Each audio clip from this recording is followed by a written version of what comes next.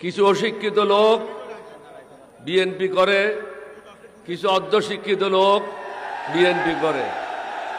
ইংরেজি বুঝে না, বাংলাও বুঝে না। রিভোল্টের অর্থ হলো বিদ্রোহ, স্বাধীনতা ঘোষণা নয়। এটা রেকর্ডে আছে, আপনারা ফেসবুকে গেলে এটা পাবেন। ACR অ্যানুয়াল কনফিডেন্সিয়াল রিপোর্ট, বার্ষিক গোপনীয় প্রতিবেদন। এটা জিয়াউর রহমান প্রথম লিখেছিল 1972-তে এই কুমিল্লা ক্যান্টনমেন্টে। তিনি লিখেছেন, ইংরেজিতে বলবো, this officer played the main part which enabled 8 East Bengal Regiment to revolt on the crucial night of 25 March. অর্থাৎ 24, 25 এবং 26 রাত্রে গুরুত্বপূর্ণ সময়ে 8ম বেঙ্গল রেজিমেন্টকে নিয়ে এই অফিসার সর্বপ্রথম বিদ্রোহ করে।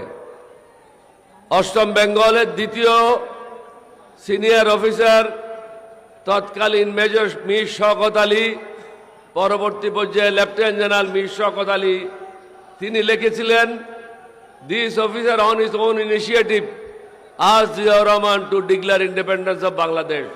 অর্থাৎ এই অফিসারেই তার নিজ উদ্যোগে জিয়াউর রহমানকে বলেছিলেন স্বাধীনতা ঘোষণার জন্য।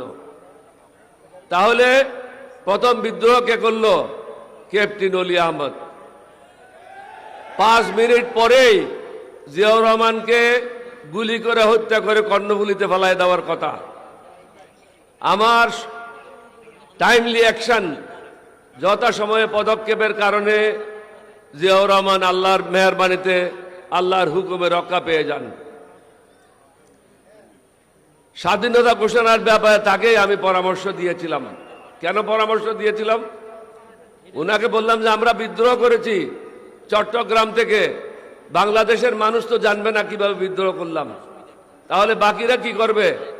এখানে তো অনেক বেঙ্গল রেজিমেন্ট আছে। 4th বেঙ্গল রেজিমেন্ট ছিল কুমিল্লাতে, তারা ডিপ্লয়েড ছিল ব্রাহ্মণবাড়িয়াতে। 2nd বেঙ্গল ছিল জয়দেবপুরে, 1st বেঙ্গল ছিল যশোরে, 3rd বেঙ্গল রেজিমেন্ট ছিল সাইদপুর ক্যান্টনমেন্টে, রংপুর ক্যান্টনমেন্টে। আমরা যদি সেদিন বিদ্রোহ না করতাম এবং রেডিওতে যদি বাংলাদেশের স্বাধীনতা ঘোষণা না হতো, তাহলে এই বেঙ্গল রেজিমেন্টগুলি আর বিদ্রোহ করতো না এবং পৃথিবীর লোকেরাও জানতো না যে এখানে একটা প্রশাসনের বিরুদ্ধে বিদ্রোহ হয়েছে। কিন্তু এই অশিক্ষিত লোকেরা বিদ্রোহ শব্দটার অর্থও বুঝে না, যার জন্য জামাত আমিরের বিরুদ্ধে কিছু কথা বলছে। তাদেরকে বলবো, লেখাপড়া করো, গুন্ডামি করে দিন চলবে না।